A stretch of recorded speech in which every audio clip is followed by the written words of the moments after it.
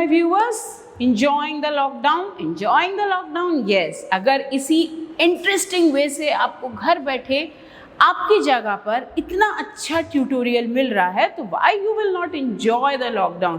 See बच्चा, everything, every part of life, every phase of life has its own beauty, has its own positivity. तो just be positive in this lockdown even. Lockdown में अगर कहीं बाहर घर से बाहर जाने को नहीं मिल रहा है, नो नीड टू वरी, हम घर ही बैठकर अपने कंफर्ट जोन में बहुत अच्छा परफॉर्म कर सकते हैं. और कैसे कर सकते हैं? By enjoying the lockdown and by getting educated by the online videos. So once again, this is Professor Neetu Ghai from Defense Services Academy and I welcome you all in your own English class, that is English with Neetu ma'am. So students, as in my earlier videos, you have watched the topic noun. In the topic noun, you have done types of noun, you have done the gender of noun, and now I have begun the series of some confusing nouns. अब confusing nouns में कैसे nouns आपको confuse कर सकते हैं, I am teaching you, but as you all are my intelligent students, you will not get confused with the spelling. तो सिर्फ spelling same होने से क्या वो meaning भी same है? No. तो this I have taught you. तो again I will continue with the series of confusing noun. तो be together, be here and stay tuned. So let's begin. So students, we have started the confusing singular and plural nouns in which we have done spectacles and spectacles. We have done surrounding and surroundings. We have done pain and pains. After that we have done iron and irons. Then just to recall, work and works, wood and woods, air and airs, alphabet and alphabets. Till here we have done.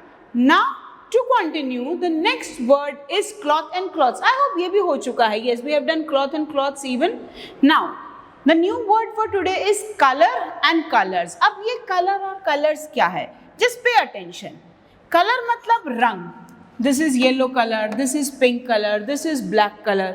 Okay, तो color means रंग. अब जब हम colour को रंग के sense में deal कर रहे हैं तो उसका सिंगुलर भी यूज होगा और उसका प्लूरल भी यूज होगा.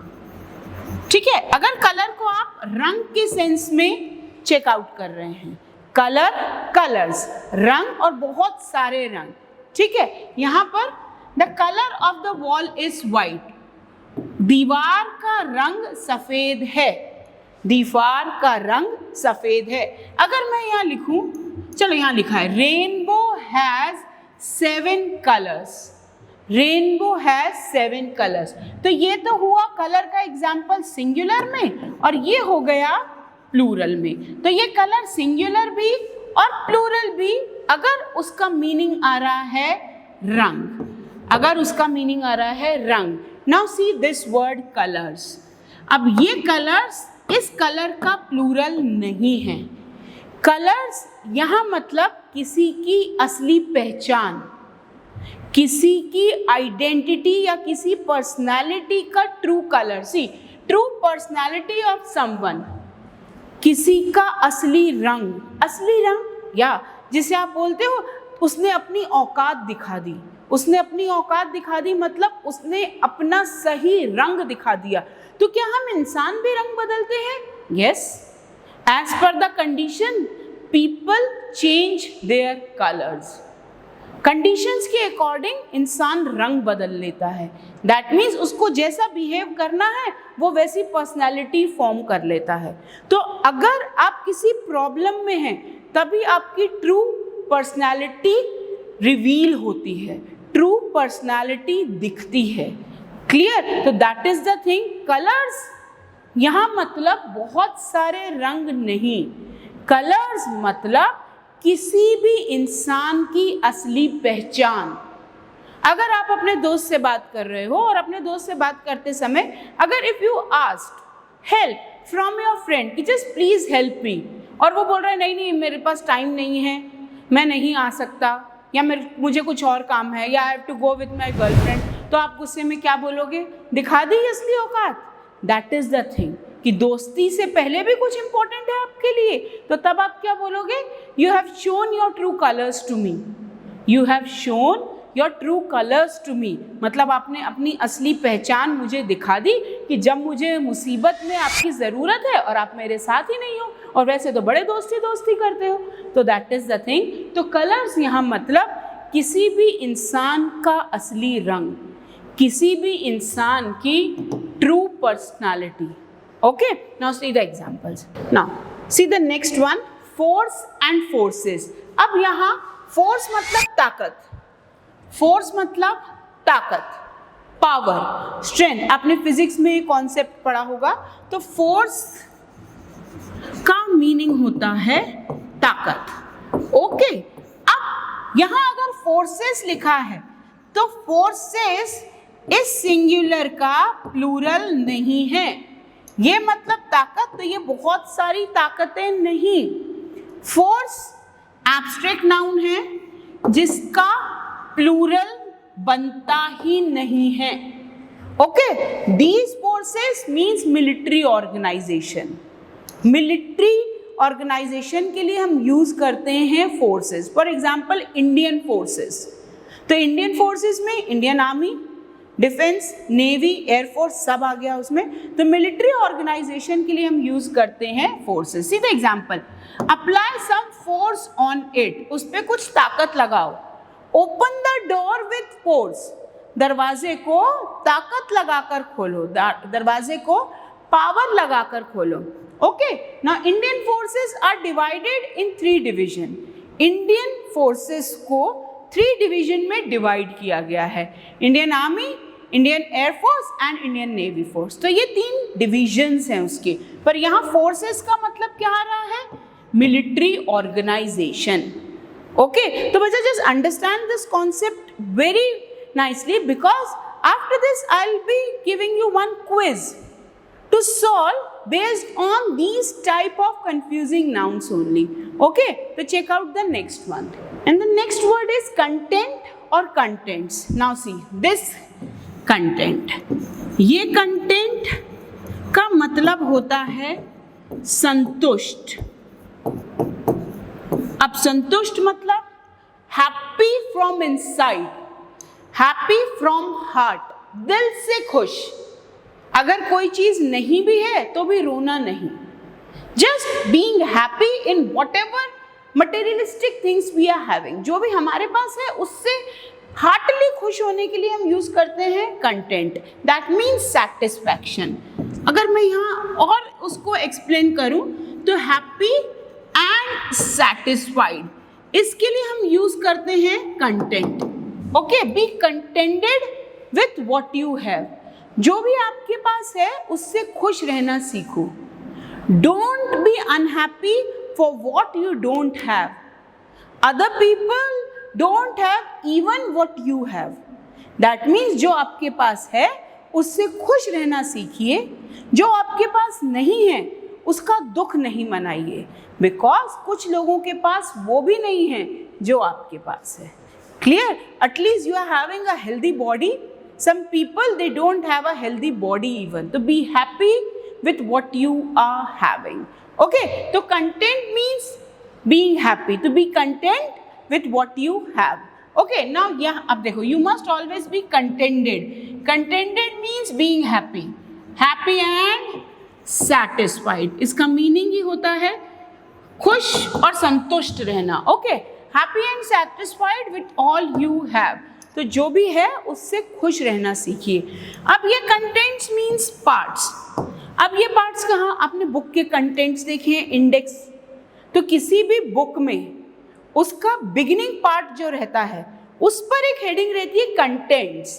तो कंटेंट्स मीन्स इंक्लूडिंग पार्ट, कि जो भी उसमें इंक्लूजन्स हैं वो कंटेंट्स, उसके पार्ट्स। अब आजकल एक वर्ड बहुत ट्रेंडी है यूट्यूब पर, content of the video. See, content of the video. अब ये कंटेंट इसका सिंगुलर है, ये कंटेंट्स मतलब पार्ट, ये कंटेंट्स मतलब पार्ट्स, ये कंटेंट मतलब एक पार्ट। क्लियर? तो कंटेंट्स उसके हिस्से जो भी उसमें इंक्लूडेड हैं और कंटेंट उसका हिस्सा उसमें जो है। ओके, तो again I am using this word in my sentence. How do you like the content of my video? Just please comment, please give your feedback. Don't forget to give your feedback on the content of my video. तो जो भी video में मैं ये पढ़ा रही हूँ, इस पार्ट के बारे में, इस वीडियो के कंटेंट के बारे में व्हाट इज योर ओपिनियन? तो कंटेंट मतलब पार्ट, कंटेंट्स मतलब पार्ट्स, सेम मीनिंग। ये कंटेंट मतलब satisfaction. Okay, clear? The contents of this book are not given, that means इस बुक्स में क्या क्या चैप्टर्स हैं, इस बुक में क्या क्या इंक्लूडेड है वो नहीं दिया गया। क्लियर? तो कंटेंट और कंटेंट्स क्लियर हुआ। Now word number 13, custom and customs. Now ये custom मतलब tradition, that means रीति रिवाज, रीति रिवाज, that is custom. Indian custom, this is our custom to worship nature gods. हम आज भी प्रकृति की पूजा करते हैं। We worship trees, we worship rivers, we worship mountains. तो that is our custom. वो हमारा रिवाज है, वो हमारा रिवाज है। तो कस्टम कभी भी प्लूरल में यूज नहीं होगा in the sense of tradition. ठीक है? तो एक रिवाज तो भी कस्टम, बहुत सारे रिवाज तो भी कस्टम। क्लियर? तो कस्टम मतलब रिवाज। One should respect one's custom. हर एक को अपने रीति रिवाज की रिस्पेक्ट करनी चाहिए। ओके, नाउ यहाँ कस्टम्स इसका प्लूरल नहीं है। यहाँ हम बात कर रहे हैं customs means customs department. Customs department, one who keeps a check, keeps an eye on the import and export of goods from the country. आपने अगर एयरपोर्ट पे देखा हो तो there is the security, there are the department, custom departments who check the import and export from the country. See, the customs seized. Seized मतलब कब्जा करना. Seized मतलब कब्जा करना. Seized illegal goods. Illegal गैर कानूनी। तो अगर आप गैर कानूनी तरीके से कुछ भी सामान अपनी कंट्री से बाहर लेके जा रहे हैं या अपनी कंट्री में अंदर लेके आ रहे हैं तो वो इलीगल हो गए, अगर आप कानून या लॉ को फॉलो नहीं कर रहे। और अगर आपको कस्टम्स के बारे में और भी कुछ ज़्यादा जानना है तो मुझे डिस्कवरी पे बिजिएस्ट एयरपोर्ट्स सीरीज ज़रूर देखना। द बिजिएस्ट एयरपोर्ट्स डॉक्यूमेंट्री में दे have highlighted the role of customs on the airport. तो आपको मीनिंग क्लियर होगा कस्टम्स का काम क्या होता है, कस्टम्स करते क्या हैं। क्लियर? तो the customs seized illegal goods at the airport. तो कस्टम्स डिपार्टमेंट वालों ने इलीगल गुड्स, गुड्स मतलब सामान, तो गैर कानूनी सामान को जब्त कर लिया। तो सीज करना, कब्जा कर लेना, या आप इसके लिए प्रॉपर वर्ड जब्त कर लिया, जब्त कर लेना, अपने कब्जे में ले लेना। क्लियर? तो I hope till 13 word all the words are clear to you and you are making proper notes of the content of the video. Now see, the next word is manner and manners. Again, ये manner है abstract noun. Abstract noun का कभी भी plural नहीं होता। इस manner का मतलब है तरीका, इस मैनर का मतलब है तरीका। Right in the proper manner, sit in the proper manner, सही तरीके से बैठो। स्पीक इन प्रॉपर मैनर, सही तरीके से बोलो। You haven't done this in the correct manner, ये आपने सही तरीके से नहीं किया है। तो मैनर मतलब तरीका। अब he behaves in a funny manner, वो बहुत फनी तरीके से बिहेव करता है। ओके, उसका व्यवहार बहुत फनी है। नाउ यहाँ मैनर्स मतलब एटिकेट्स, एथिक्स। एटिकेट्स मतलब आपका व्यवहार। सी, आपका व्यवहार, आपका गुड बिहेवियर। तो यहाँ मैनर्स मतलब आपका बिहेवियर। तो अगर मैं बोलूँ ही डोंट हैव एनी मैनर्स, उसमें तमीज नहीं है, तो यहाँ बिहेवियर मतलब तमीज। Clear? He has good manners, उसमें बहुत तमीज है। तो यहाँ मैनर्स मतलब एटिकेट्स, एटिकेट्स मतलब आपकी तमीज, आपका behaviour. Okay, he has no manners, उसमें कुछ भी तमीज नहीं है। अगर मैं लिखूं ही हैज गुड मैनर्स, मतलब उसमें बहुत तमीज है। His parents has taught him good manners, उसके पेरेंट्स ने उसको बहुत तमीज सिखाई है। Okay, done, clear? और आप इसको ऐसा भी बोल सकते हैं, he is a good mannered boy. तो यहां हमने मैनर को एडजेक्टिव के फॉर्म में यूज कर लिया कि वो बहुत तमीज से पेश आने वाला लड़का है। Clear? Done with the manner and manners. Okay, and the next is quarter. ना क्वार्टर यहाँ मतलब एक चौथाई, 1/4 ऑफ द होल, एक चौथाई हिस्सा, एक चौथाई part. Okay, he will reach here in a quarter of an hour, वो यहाँ क्वार्टर ऑफ एन आवर में पहुंचेगा। अब जैसे मैंने आपको बताया, क्वार्टर मतलब एक चौथाई हिस्सा, आवर में कितने मिनट्स हुए? 60 मिनट्स। 60 मिनट्स का 1/4 हो गया 15 मिनट्स। तो यहाँ पर 1/4 of an hour means 15 minute. Okay, तो वो यहाँ 15 मिनट में पहुंचेगा। तो अगर आप ये टर्म कहीं भी सुन रहे हैं, क्वार्टर ऑफ एन आवर मतलब 15 मिनट्स। ओके, अब यहाँ देखो क्वार्टर्स, क्वार्टर्स मतलब रहने की जगह। Okay, place of accommodation, accommodation मतलब लिविंग, रहना। हेडक्वार्टर्स, हेडक्वार्टर्स जहाँ पे हेड रहते हैं, जहाँ पे हेड मिलके काम करते हैं। सर्वेंट क्वार्टर्स, टीचर्स क्वार्टर्स, तो क्वार्टर्स मतलब रहने की जगह। दीज आर पुलिस क्वार्टर्स, ये पुलिस क्वार्टर्स हैं। अगर मैं बोलूँ दिस इज पुलिस हेडक्वार्टर, तो हेडक्वार्टर मतलब वो जगह जहां हेड मिलके काम कर रहे हैं। ओके, तो क्वार्टर्स दैट मीन्स रहने की जगह। ओके, तो I hope till 15th word आपको बहुत अच्छे से सब समझ में आ गया है। क्वार्टर क्या होता है, क्वार्टर्स क्या होता है। Now see this 15 minutes of an hour, so I'll make one small video on the time, how to discuss time, what to speak when you want to ask time in English। अलग अलग time के लिए क्या क्या vocabulary use होती है, क्या क्या वर्ड्स यूज होते हैं, I'll tell you। But for today I hope you have understood what I have taught you। So just note down all the notes in your register, and if you have any of the doubt, as usual connect to me on my WhatsApp। And अभी खत्म नहीं हुआ, surprise is still there, तो just wait for the surprise. Again I will be back. So students, again I am back for saying different things for a boring thing. तो today's word is sorry. Sorry, yes sorry. तो how to say sorry in different ways? So what you can say, I am really sorry, please forgive me. You can say, please accept my apologies.